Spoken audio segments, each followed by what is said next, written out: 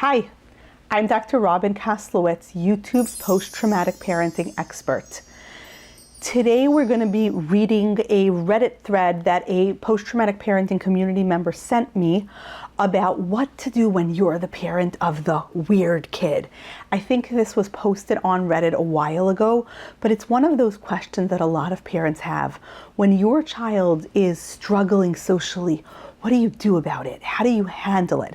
Especially if you're a post-traumatic person and perhaps you had your own trauma around social interaction. Maybe you were bullied.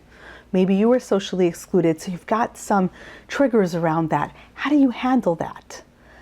But first, if you are a post-traumatic parent and this is something present for you, if this is important to you, we get it. We've been there. We're post-traumatic parents too.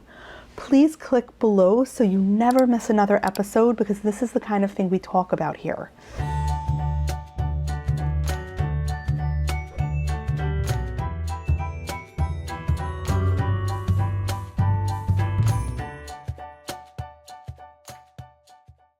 So I'm going to read the Reddit question, and there's several things to unpack in the question, and then I'm going to explain what I would do. My daughter is the weird kid. I need mom advice. My mom has passed and I don't have any mom friends at the same stage I'm at. My daughter is starting 3rd grade and she told me the other day that she was nervous to start school because she's the weird kid and she doesn't have any friends and she doesn't know why no one likes her. She said the other kids tell her they don't want to play with her. It breaks my mama heart and I don't know what to do. I've always told her to be herself and asked the other kids to be her friend. I am socially awkward and have anxiety with new people, as does my husband, so we're not the best role models for her. I don't know if there's anything I can or should do, but any suggestions or advice would be appreciated. So the first thing I want to talk about was kind of that throwaway line of my mom has passed. And I want to point out that, first of all, I'm sorry for your loss. If the Redditor who posted this is watching this, I'm sorry. And I want to point out that people don't die in the past, they die in the future. Trauma doesn't happen in the past, it happens in the future. Because right now, in this moment, when your daughter came to you with this situation and your first instinct was, I need to ask my mom what to do. She'll give me good advice. She'll maybe just give me emotional support. She'll be a shoulder to cry on. She'll get it. Oh, right, she's dead. I can't call her. And she dies for you a little bit right then and there. So I want to acknowledge the loss that just happened to you in the moment that your daughter came to you, because that is the cyclical nature of grief, that people keep dying. They die for us again and again in the future as a new situation comes up where we would have needed them, where we miss them, where it reminds us of our loss. That's the first thing I want to talk about. The second thing I want to point out is very often trauma happens in the future, because you say that you and your husband are both socially awkward, and so therefore you're not the best role models for making friends. And there may be some traumas, there may be some triggers here about that. So if that's the case, you want to pay some attention to your own reactions to having been socially excluded, to having been bullied, to having been considered the weird kid. And you want to process that, because you want to parent your child with your full self and with your full sense of presence, and not have your inner child sort of come out and parent your child, and your inner child might reify, which means your inner child might reinforce your present day child's fear. Yeah, there are mean kids and there is nothing you can do about it. And if you're considered the weird kid, that's it. It's over. Life's going to be hard and it's going to suck. And then that's life. And maybe that inner child is the same age as your current child and can't really help her with this. So the more you've processed your own stuff and you've processed your own experiences, the easier it's going to be to help your child. So now let's talk about what to do when your kid is the weird kid. So here's the thing. Social skills. Do you hear the word skill? Social skills are skills. And the thing about skills is that every skill can be learned if it is taught the right way. If someone's like not a math kid, then there are people who are really good at teaching kids who struggle with math to get better and better at math. If someone is struggling with learning how to read in the regular way it's taught in the classroom, there are reading specialists who are going to teach you how to learn a different approach. Maybe you're a sight reader and you're not a phonics-based reader. Maybe you need a multisensory approach. Maybe you need a phonics approach that's very, very back to basics that doesn't distract you with anything multisensory. I don't know. But there's probably a way to teach you that skill that works for your brain.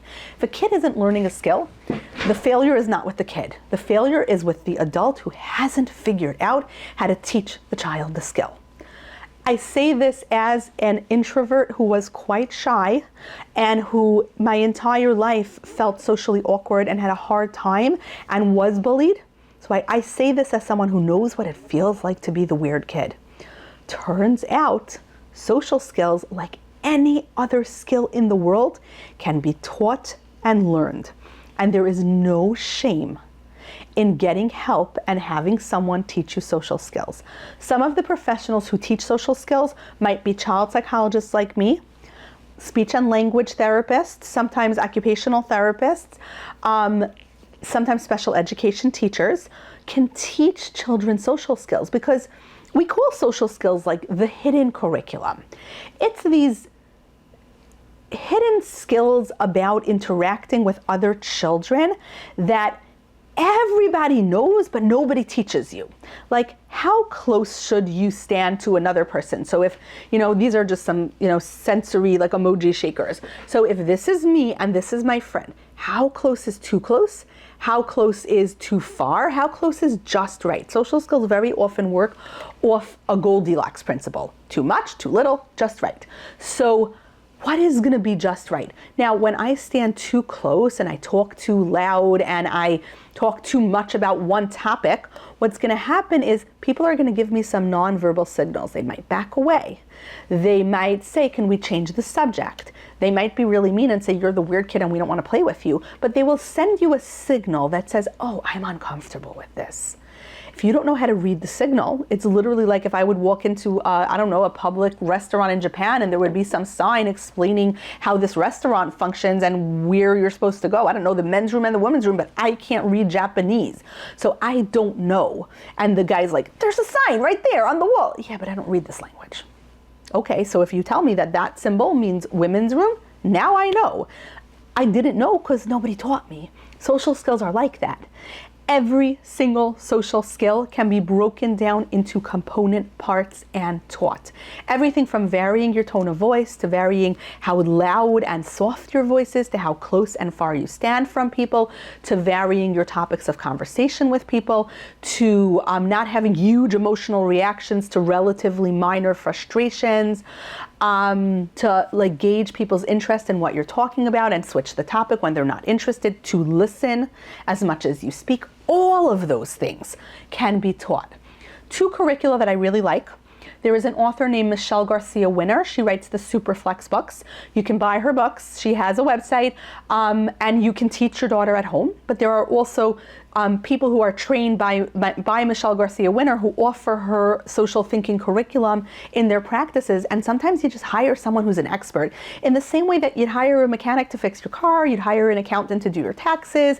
When you go to a restaurant, you're hiring someone to cook your dinner. Not that you can't. You do know how to, make a salad, but sometimes it's easier to have someone else do it for you, someone who does it all day long. Like, I know how to bake.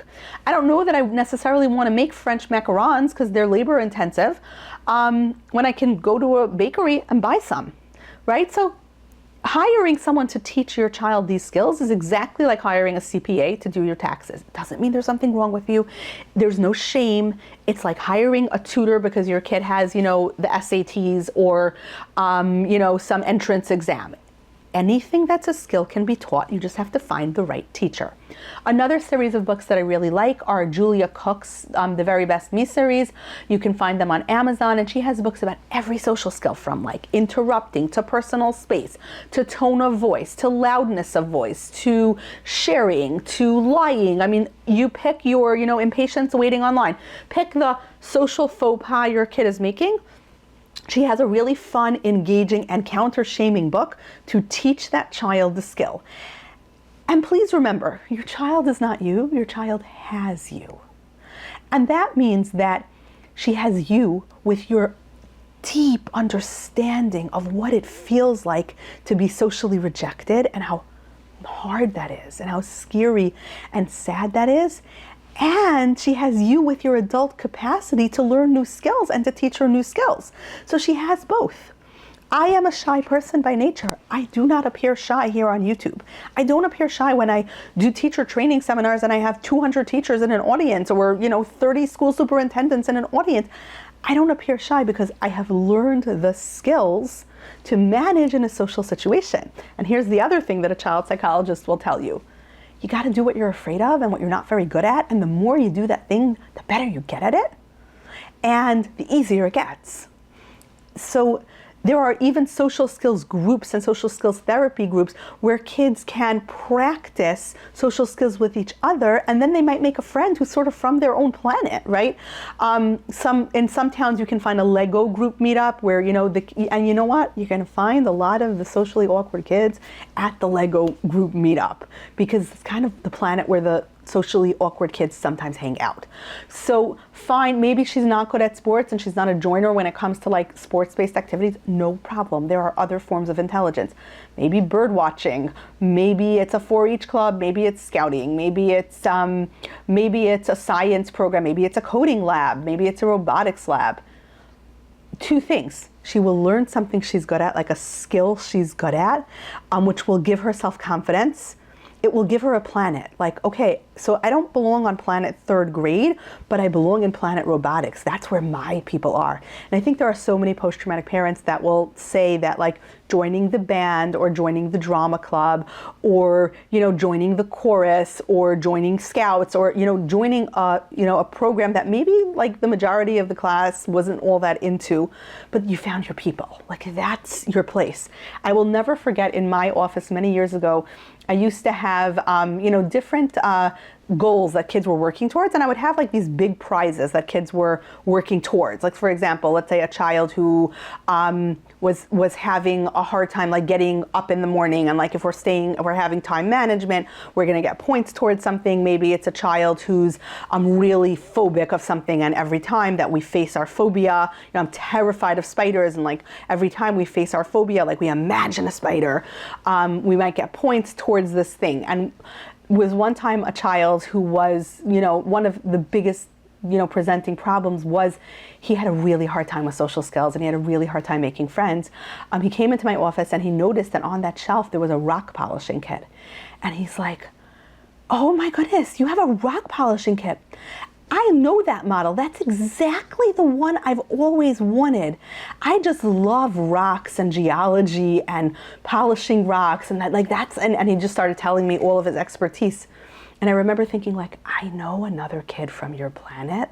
And I'm saying this from a place of respect because I felt like I was from another planet when I was a kid. Like, all of these kids in my class, particularly the girls, are just from this planet. That I don't speak the language on this planet.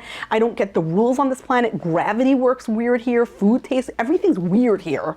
I just want to go home to my home planet. Where is that? I discovered my home planet was called graduate school. So that took a little while. But I remember saying to this child, like, thinking about this child and being like, there's like another kid from your planet. And then I had to figure out a way that the two of them could meet because HIPAA, I as a child psychotherapist cannot introduce them. So I had to figure out a way that they could meet in a way that was scaffolded that they would meet so that they could become friends. And indeed they did. Like I referred both of them to, let's pretend, a Lego club or something that I knew they would both be interested in, and they met and they hit it right off and they became friends. Doing things like that because, you know what, this particular planet isn't your home planet, but your home planet's out there. There are people who share your interests. There are people who are gonna like you with all of your weirdness and they're gonna get you. But until you find those people, here's how to interact with everybody else on this planet. Like, here's the rule book, here's the guidebook to this planet. Because had somebody given me a guidebook to the world of girls and how girls operate when I was in elementary school. Like, I remember reading Rosalind Wiseman's book, Queen Bees and Wannabes, the book that the movie Mean Girls was based on. I remember reading that as an adult because it came out when I was already an adult, and just thinking like, this is the guidebook to how girls operate. You know, like the way relational aggression works among girls, where someone like gives you a compliment but she really means an insult, and you're supposed to know that. Or someone like insincerely invites you, like, oh, we would have invited you, but like there's no room in the van, and then like it's an 8-passenger van and there's 3 people in it, and like it's socially awkward to be like, there are seats in the van, because you're supposed to get the message that we don't want you, but we have to pretend to be nice, so we're gonna say it, and it's like, oh, whoops, no room, sorry. And you're supposed to know that. Had I had a book like that when I was a kid, it would have been there. Another great series that gives kids sort of the guidebook to the kid world is Eileen Kennedy Moore has a wonderful series. She has a book called Kid Confidence, a book called Growing Friendships. Those are for slightly older kids, but you could read that book with your daughter and talk about the like unwritten rules of the social world that you and she both didn't know, but somebody wrote a guidebook. This is amazing. Like, had I had guidebooks like that when I was a kid, I would have eaten them up with a spoon, you know, sort of like How to Win Friends and Influence People, Dale Carnegie, but like for the like 3rd grade set. I would have loved that. So having that conversation with your daughter and saying, you know what, this is a skill. It's not a skill that comes naturally to you, and you can learn it. You learned how to swim, you learned how to ride a bike, you learned how to do math, like you've learned things in your life. This is something you could learn. And there's no shame in hiring a professional who is able to teach your child. Sometimes your child's school district will actually have like a school social worker, someone who can work with your child, and it's paid for by the district. Like, there are some places. There are also, if you live near a land-grant university, land-grant universities are like state universities that have a mandate to serve the public. There's probably a child development or child psychology or even speech pathology program within a land-grant university that has a free or low-cost clinic where a grad student who's super passionate about doing this will teach your child social skills under the supervision of a professor who's a real expert in this. So those are other like lower cost treatment options. And then of course there's private pay, like you can hire a social skills therapist. Just make sure that that person has a real background in teaching social skills, and they sort of tell you their plan. Like, I'm gonna teach her this skill, then this skill, then this skill, then we're gonna build on this, then we're gonna try it out, then we're gonna, you know, take those skills into the wild, and I'm gonna give her homework assignments. Like, just make sure that the person really is trained and really does know how to treat kids who need help with their social skills. Because again, it's a skill. All skills can be learned, even this one. You might not know that because you had your own struggles with this, but I know that, and I can tell you that, and there are other people who can tell you that.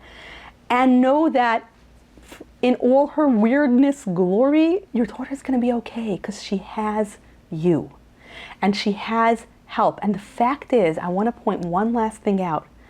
There's such a parenting strength here that you don't even realize.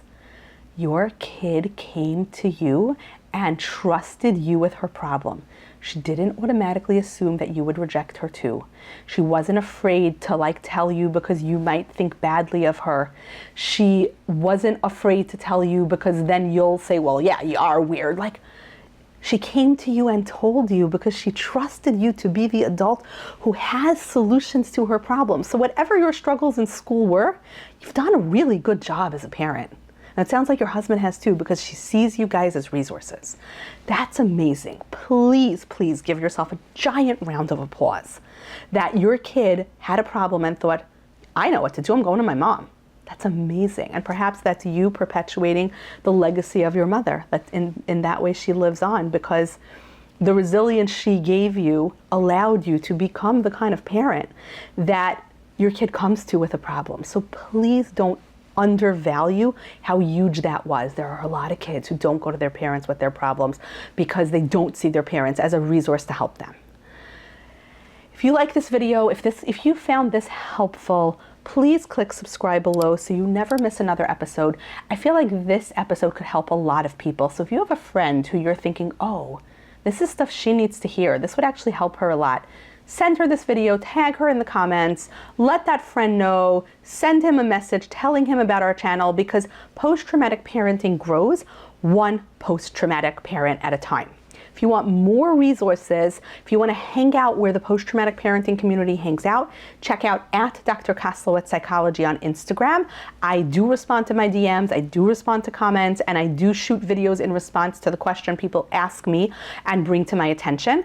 If you want to read some of my writing on parenting and I have a few on social exclusion, bullying, helping children learn skills and helping children with their social skills, check out my targeted parenting blog on Psychology Today. I have a few blog posts specifically about this challenge. If you want to hear my in-depth interviews with people about post-traumatic parenting, including my interview with Rosalind Wiseman, whose book I just referenced, check out the Post-Traumatic Parenting Podcast, which is available wherever you get your podcasts. And of course, the Post-Traumatic Parenting book is forthcoming from Broadleaf in 2025. Stay tuned to my website, drrobinkoslowitz.com, for pre-launch events. We're having a lot of exciting pre-launch events and pre-orders and launch events so that you can be a part of it, because I'm so excited to share this book with all of you. Until next time.